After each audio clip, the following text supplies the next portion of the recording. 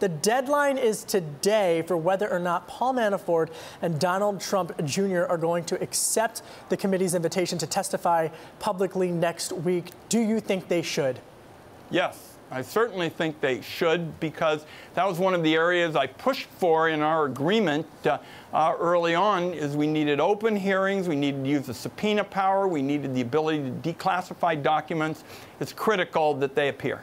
There's been some reporting by Bloomberg within the past 24 hours, Senator, that special counsel Robert Mueller has decided to expand the scope of the investigation into the president's business dealings. Now, the president told the New York Times that he doesn't necessarily think that Mr. Mueller should be doing that. If he fires or attempts to fire Mr. Mueller, what can Congress do? I'm sure you don't think that that is the right decision that he should make.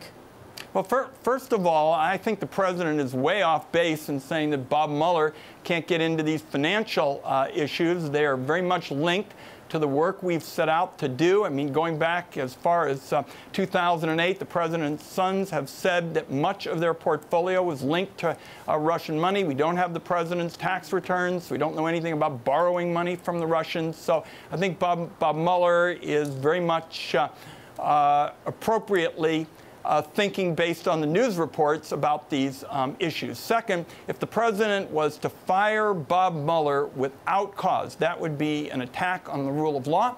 That would be an attack on our democratic institutions. I think the Congress has got to meet that with a very serious response. And I think the Congress ought to look at all available options at that point.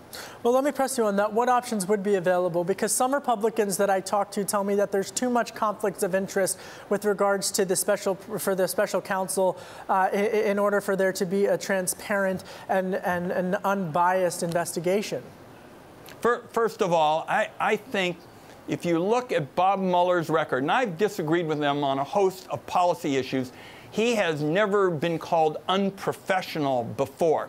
So I think for the president to fire without cause would be met with a very negative reaction. And frankly, in the Senate, I think it would be bipartisan. Now, with respect to what you would do, certainly there would be some senators who would say that a new law has to be passed to deal with these kinds of situations. Yeah. I just want to make it clear that if the President of the United States fires Bob Mueller without cause, all options are on the table.